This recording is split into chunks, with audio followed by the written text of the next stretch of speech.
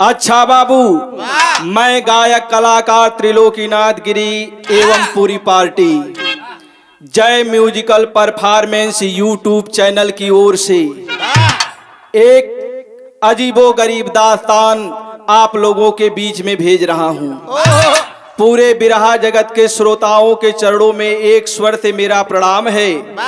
जैसे अनेक गीतों को आपने प्यार दिया, उम्मीद है कि इस गीत को भी आप प्यार देंगे। ए बाबू, हिंदुस्तान की पटल पर ऐतिहासिक तथ्यों को लेकर के कुछ ऐसी जंग छिड़ गई जिसमें विद्वेष दुर्भावना भर करके हिंदुस्तान के लोगों को एक दूसरे का दुश्मन बना दिया। ऐसी विद्वेष की भावना हमारे बनारस वाले मिश्रा जी के जान पर भी आन पड़ी। जानलेवा हमला किया गया उन पर।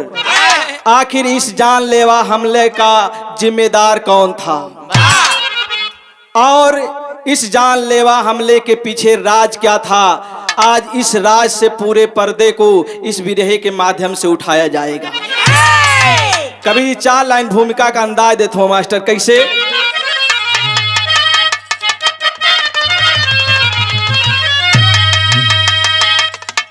धर्म निरपेक्षता पर उठा प्रश्न है, रोज दंगे फसादात क्यों हो रहे हैं? मानव को कब धर्म का ज्ञान होगा? तेरी करनी से अगणित हृदय रो रहे हैं। खून की धार में धस रही है धरा, खून की दाग को खून से धो रहे हैं। ऐतिहासिक सबूतों को जाने बिना ओम प्रकाश नाहक जहर बो रहे हैं।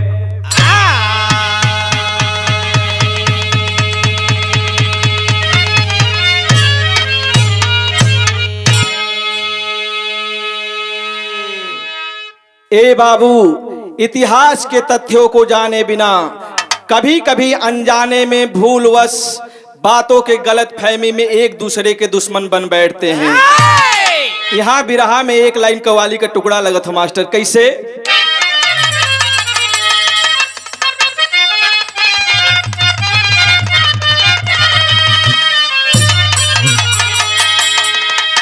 अरे काबे तब काबे में तेरा जलवा, काशी में नजारा है।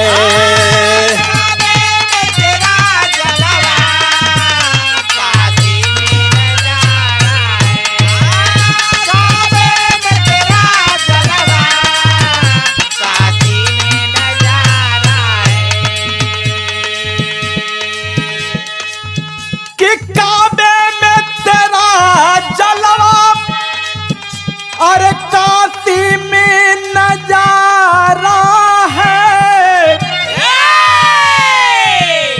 हमें ये भी प्यारा है, हमें वो भी तो प्यारा है।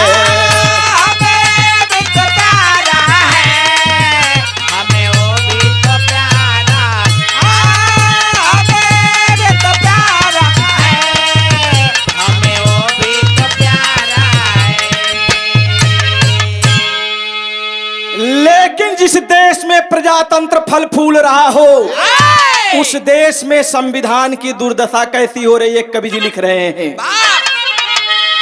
कि संविधान बिलखता है,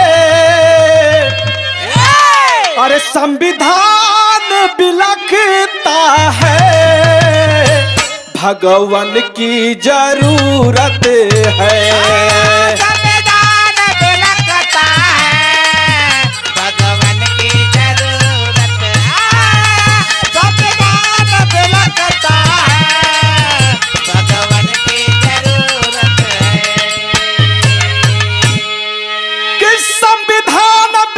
लगता है और भगवान की जरूरत है। कब कलयुग में कि कब कलयुग में आओगे, कब तेरी मुहूर्त है। कब कलयुग में आओगे, कब तेरी मुहूर्त है। कब कलयुग में आओगे, कब तेरी मुहूर्त है।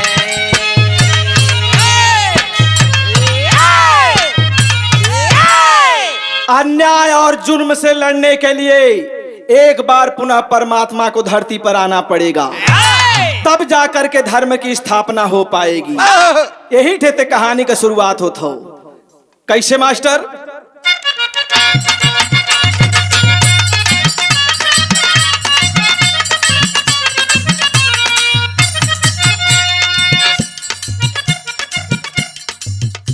गुंडे मवालियों का अब कर्म देखिए, गुंडे मवाली जालिमों का कर्म देखिए, हत्याएं बलात्कार या धर्म देखिए।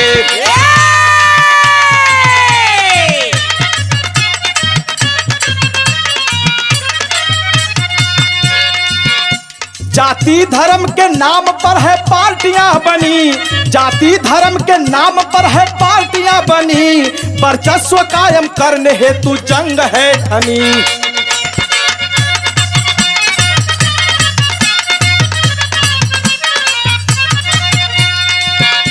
एक संगठन करनी सेना का शोर हो गया, एक संगठन करनी सेना का शोर हो गया, प्रसंग राणा सांगा कचहू और हो गया।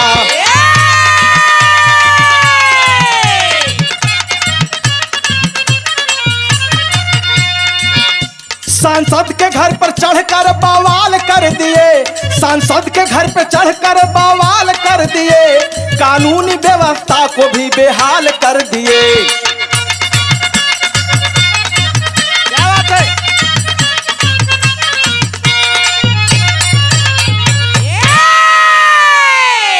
ए बाबू कहानी के समझ लिहल जाए। ए बाबू आगरा में रहने वाले, आगरा शहर के ही एक सांसद जिनका नाम लालजी राम सुमन बतलाया गया, संसद भवन में जाकर के उन्होंने एक बयान दिया। हमारे राजस्थान राज्य में एक संगठन, क्षत्रियों का एक संगठन चलता है जिसका नाम करणी सेना है। 2006 में करणी सेना की स्थापना हुई थी। क्षत्रियों का यह संगठन अपने संस्कृति की रक्षा के लिए बनाया गया एक संगठन है। और राजस्थान के एक महाप्रतापी देशभक्त राजा थे जिनका नाम राणा सांगा बतलाया गया। लेकिन संसद भवन में जाकर के लालजी राम सुमन ने आज उस राणा सांगा को गद्दार कह दिया। यह बतिया करणी सेना वालों के मन में चुभ गई, बर्दाश्त नहीं कर पाए और आगरा शहर में लालजी राम सुमन के घर पर उपद्रव कर दिए, तोड़ फोड़ कर दिए। भारी मात्रा में पहुंचकर आगजनी किए, शासन प्रशासन को खुला चैलेंज कर दिए। जान खतरे में पड़ गई सांसद महोदय की। आखिर जान बचाते हुए लोग फिरते लगे, तब जाकर के प्रशासन ने मोर्चा संभाला है। आगे कहानी बढ़त हो, बिरहा में यहाँ तर्ज बदलत हो। कैसे मास्टर?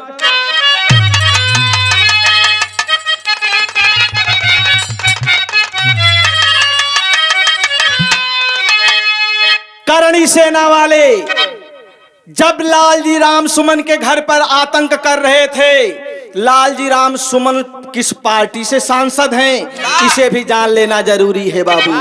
लालजी राम सुमन समाजवादी पार्टी के सांसद हैं। करणी सेना वाले उत्तर प्रदेश के पूर्व सीएम और समाजवादी पार्टी के राष्ट्रीय अध्यक्ष अखिलेश यादव जी को भी जान से मारने की धमकी दे दिए। यह बात पता चली है बनारस वाले मिश्रा जी को। आखिर बनारस वाले मिश्रा जी हैं कौन? कवि जी परिचय लिखत हुए, बिरहा में तर्ज बदलत हो।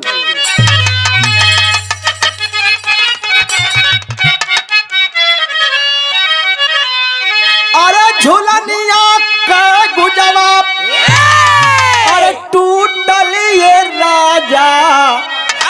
अरे जवनिया में गड़िया छूटल ये राजा, जवनिया में गड़िया छूटल ये राजा, जवनिया में गड़िया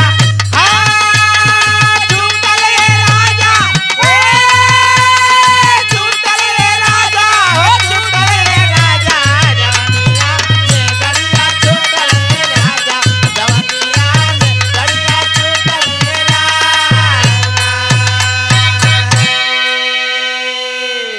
अरे मिश्रा जी सबके भाई गईले ये बाबू, जहनावा में छाए गईले ये बाबू, जानवा में छाए गईले ये बाबू, जानवा में गईले ये बाबू, गईले ये बाबू, गईले ये बाबू, जानवा में छाए गईले ये बाबू, जानवा में छाए गईले ये बाबू। अरे सच बोले वाला निडर हीरा मोती, मीडिया के माध्यम से जगमग बा ज्योति, मीडिया के माध्यम से जगमग बजाती, मीडिया के माध्यम से जगमग बजाती। अरे हंस के सपा में, तब हंस के सपा में आई गईले ये बाबू, जहनावा में छाए गईले ये बाबू, जहना जानवा में छाए गईले ये बाबू, जानवा में गईले ये बाबू, गईले ये बाबू, हो गईले ये बाबू, जानवा में छाए गईले ये बाबू, जानवा में छाए गईले ये बाबू।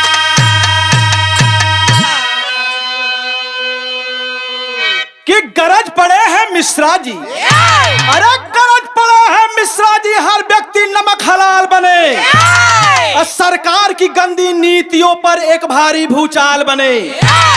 मर जाना सभी को एक दिन है, अरे मर जाना सभी को एक दिन है, मरने की अब परवाह नहीं, अन्याय झेल कर इस दुनिया में जीने की अब चाह नहीं। ए बाबू, बनारस वाले मिश्रा जी को पता चला कि हमारे राष्ट्रीय अध्यक्ष अखिलेश यादव जी को मारने की धमकी मिली है। गरीब मजलूमों की आवाज उठाने वाले मिश्रा जी तिलमिला गए, करणी सेना को ललकार दिए, करणी सेना तुम्हारा मुकाबला समाजवादी पार्टी की यादव सेना करेगी। अपने बयानों के लिए हमेशा विवादों में रहने वाले हमारे बनारस वाले मिश्रा जी ने जब ये खुला चैलेंज किया, करणी सेना वालों के दिल में आग लग गई। और करणी सेना वालों के लिए मिश्रा जी ने क्या कहा कि उनके प्राण के लिए घातक बन गया। बिरहा में यहां तर्ज बदलत हो।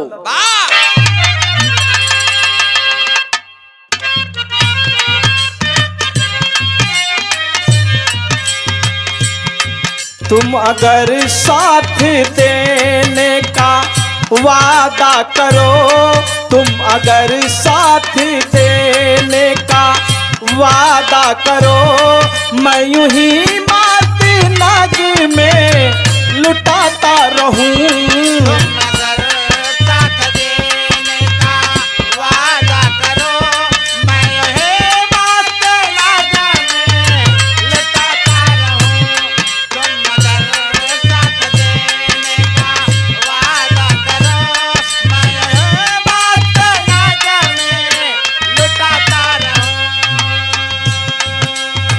इधर बनारस वाले मिश्रा जी समाजवादी पार्टी को ज्वाइन कर लिए, और जब समाजवादी पार्टी को ज्वाइन कर लिए, हमारे राष्ट्रीय अध्यक्ष श्री अखिलेश यादव जी ने उनका भव्य स्वागत किया बनारस वाले मिश्रा जी का।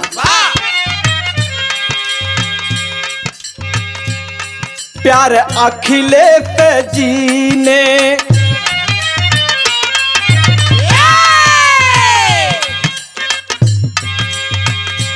प्यारे अखिलेश जी ने दिया है मुझे, प्यारे अखिलेश जी ने दिया है मुझे, इससे बढ़कर है कोई खजाना नहीं।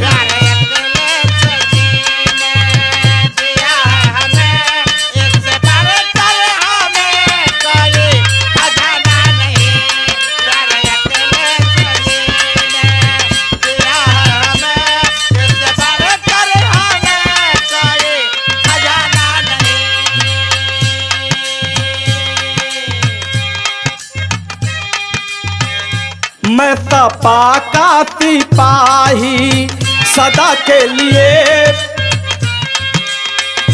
मैं सपा का सिपाही सदा के लिए, मुझको रोकेगा सारा जमाना नहीं। सपा का सिपाही सदा के लिए, मुझको रोकेगा सारा जमाना नहीं। मुझको रोकेगा सारा जमाना नहीं।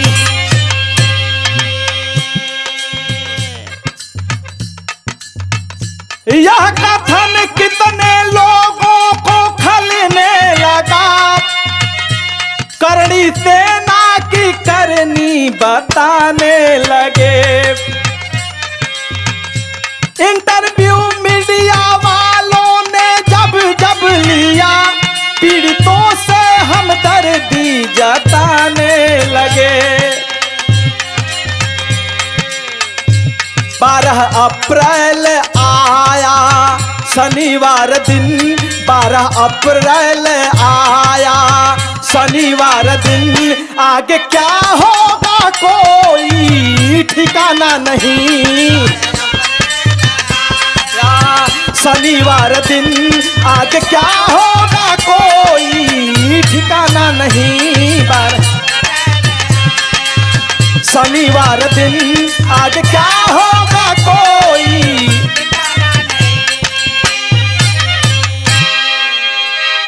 ए बाबू, इधर बनारस वाले मिश्रा जी प्रफुल्लित है समाजवादी पार्टी की सदस्यता को पाकर के, लेकिन अखिलेश यादव को जान से मारने की धमकी इधर खल रही थी बनारस वाले मिश्रा जी को, बर्दाश्त नहीं कर पाए और लालजी राम सुमन की तरह एक बयान दे डाला। वह बयान क्या था? राजस्थान के करड़ी सेना को बनारस वाले मिश्रा जी ने कुकर्मी सेना कह दिया। इतना ही बयान करड़ी सेना के हृदय में चुभने लगा। अब करड़ी सेना इसका बदला लेने के लिए तैयार हो गई बाबू। और जब करड़ी सेना बदला लेने के लिए तैयार हुई, बिरहा में टेरी का भाव लगत हो कैसे लाल?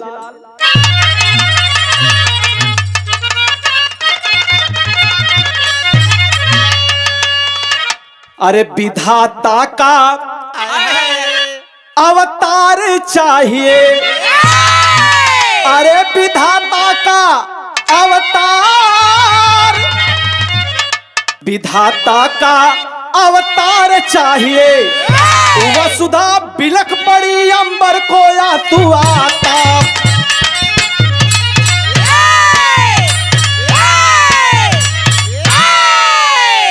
वसुधा बिलख पड़ी अंबर को आंसू आता, विधाता का अवतार चाहिए। जिस समय करड़ी सेना को कुकर्मी सेना बनारस वाले मिश्रा जी ने कहा, उसी समय से धमकियों भरा उन्हें पत्र मिलने लगा, धमकी मिलने लगी, फोन पर मीडिया के माध्यम से धमकी मिलने लगी। लेकिन अपने इरादों के चट्टान जैसे मजबूत मिश्रा जी इस बात का परवाह नहीं किए। अब परवाह नहीं किए तो अंजाम निकला क्या बाबू? पापड़ के लाइन लगत हो मास्टर।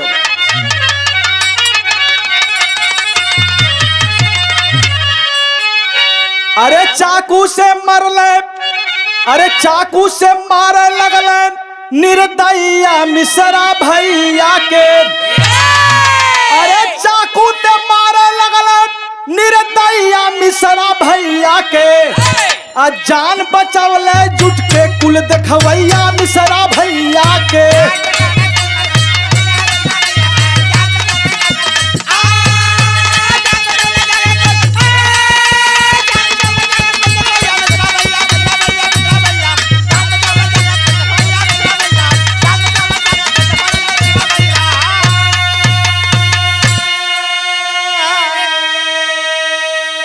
अरे तू पकड़ैले बाकी भगले, जम के लोगवा कुटले हो, खून से लथपथ घायल दहिया, दुनहुन के सिर फुटले हो।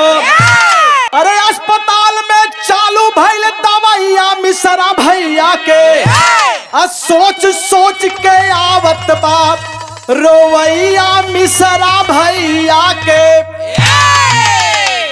ए बाबू, करड़ी सेना को कुकर्मी सेना कहना बनारस वाले मिश्रा जी के लिए भारी पड़ गया। ए बाबू, 12 अप्रैल के दिन इसी अपने सिगरा बनारस में सिगरा नामक स्थान पर 4 युवक पहुंच करके पूछताछ शुरू करते हैं, बहस करना शुरू करते हैं बनारस वाले मिश्रा जी से। कहते हैं कि तुमने करड़ी सेना को कुकर्मी सेना क्यों कहा? मैंने जैसा कि पहले ही बता दिया, अपने बेवाक शब्दों के लिए, अपने बेवाक बोल के लिए बनारस वाले मिश्रा जी जाने जाते हैं।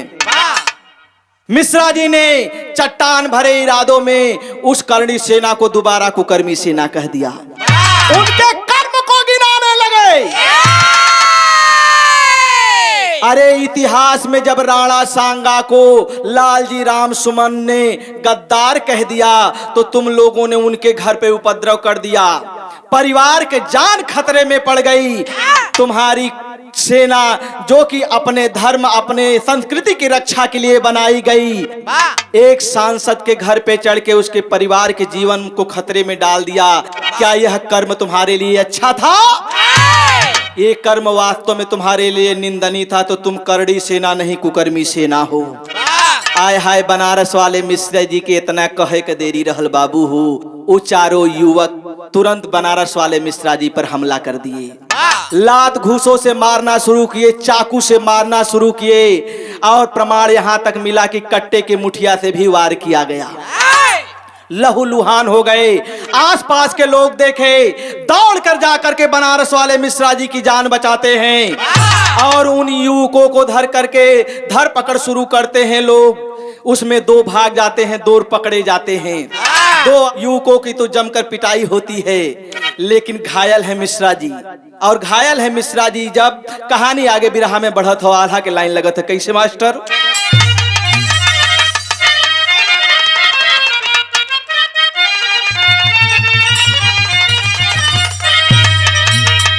अरे सुधरल ना हलतियात, अरे सुधरल ना हलतियात, बियचुरे फर भइले भैया।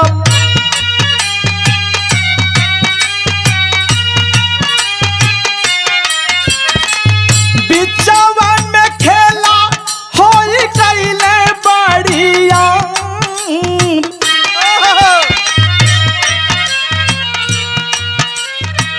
बंद कैल मिश्रा जी के सिगरा थानवा में भैया।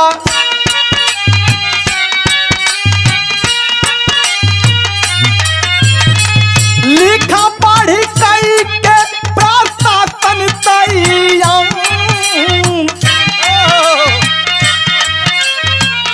यह हमरे यूपी वाला राम राज बाटे भैया।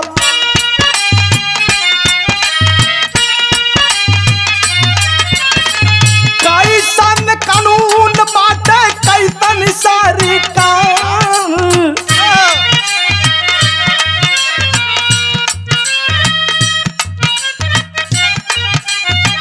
सिटी स्कैन करा वाव के बहाने बाबू।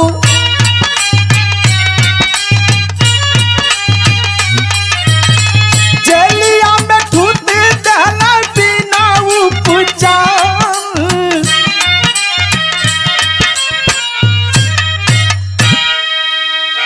घायल हैं बनारस वाले मिश्रा जी। उनको लेकर के तुरंत नजदीकी हॉस्पिटल में भर्ती कराया गया।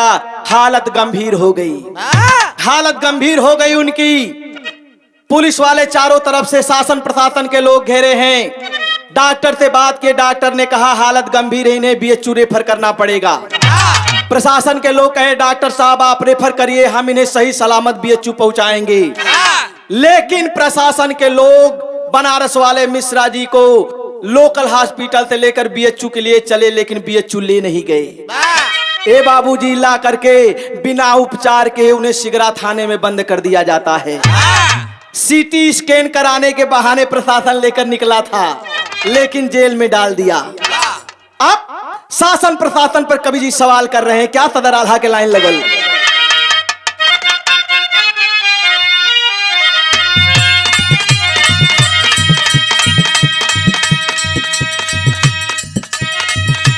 अरे उल्टी धारा बही गई यही दसावा में।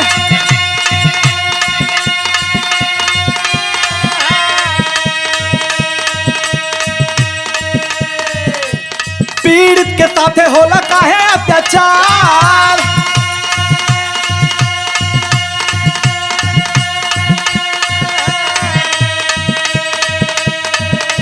जेल में सुरक्षा और न्याय का फिक्रिया।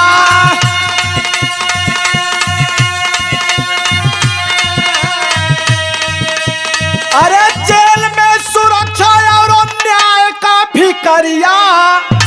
दुलही के नामे एगो भेजले समाचार बाबू।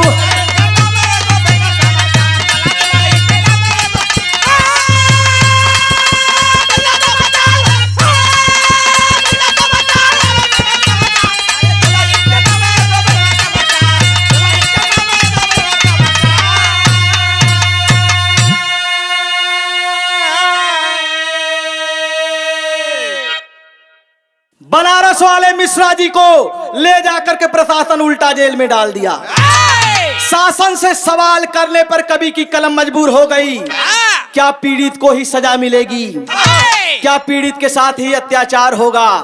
बनारस वाले मिश्रा जी जेल में बंद होकर आंसू बहा रहे हैं और एक पत्र लिख करके अपने परिवार को भेजते हैं कि करणी सेना जब मुझ पर अटैक कर सकती है, मुझ पर हमला कर सकती है, तो परिवार भी मेरा खतरे में हो सकता है। अपने परिवार के नाम समाचार भेजे। क्या समाचार भेजे? अंतिम लाइन लगत हो।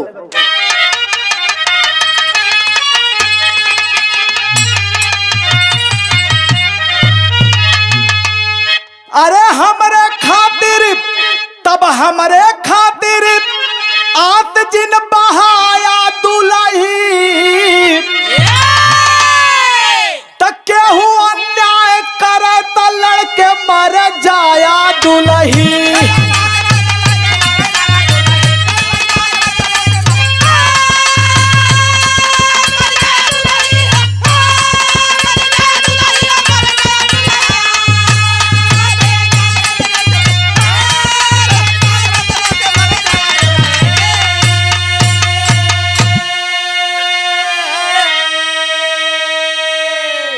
अरे हमरा के हिम्मत बनौलू, अरे हमरा के हिम्मती बनौलू।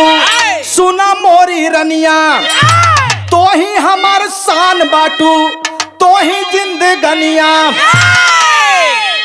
हिम्मत देवे वाली हमारी धर्म पत्नी पग पग पर मेरा साथ निभाई। अपने पत्नी से एगो बात और कहलन। का कहलन? अरे लड़कन के तब लड़कन के स्कूल पठवाया दुलही। तो केहू अन्याय करे तो लड़के मर जाया दुलही।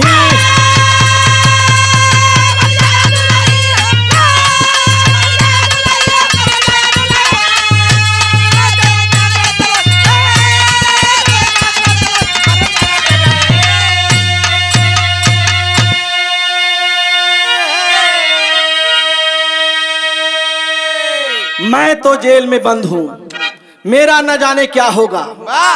उत्तर प्रदेश सरकार का कुछ भरोसा नहीं है, कब क्या मेरे साथ हो जाए। लेकिन अगर घर पर हमला हो और अटैक हो तो तुम भी झांसी वाली रानी की तरह लड़ करके प्राण दे देना, लेकिन गद्दारों के सामने झुकना नहीं।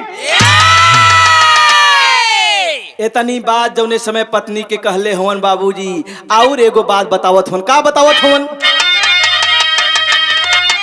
अरे देशवासियन से लगावल है, अरे देशवासियन से लगावल है गुहार हो। जेलिया में राम जाने का हो ही हमार हो।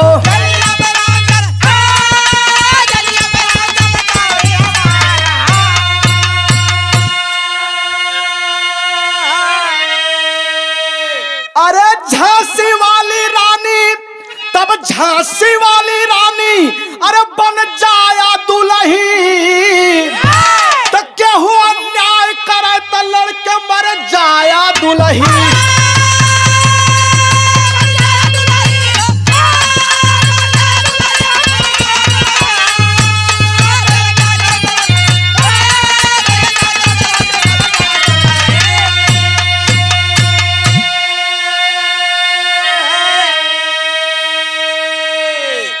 अपने पत्नी के नाम संदेश भेजे कि लड़का लड़की बाल बच्चों को स्कूल जाने से मत रोकना।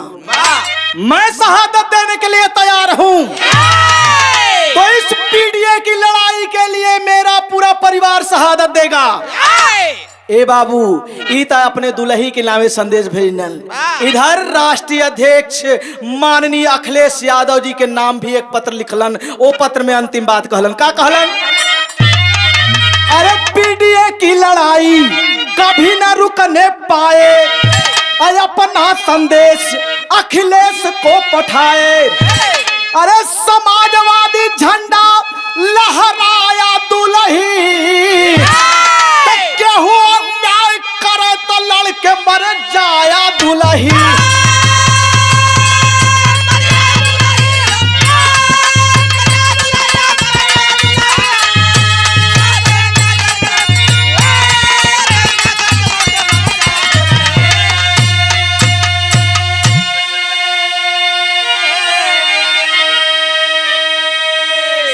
बाबू अखिलेश यादव जी के नाम संदेश रहा कि माननीय अखिलेश यादव जी, पीडीए की लड़ाई रुकनी नहीं चाहिए।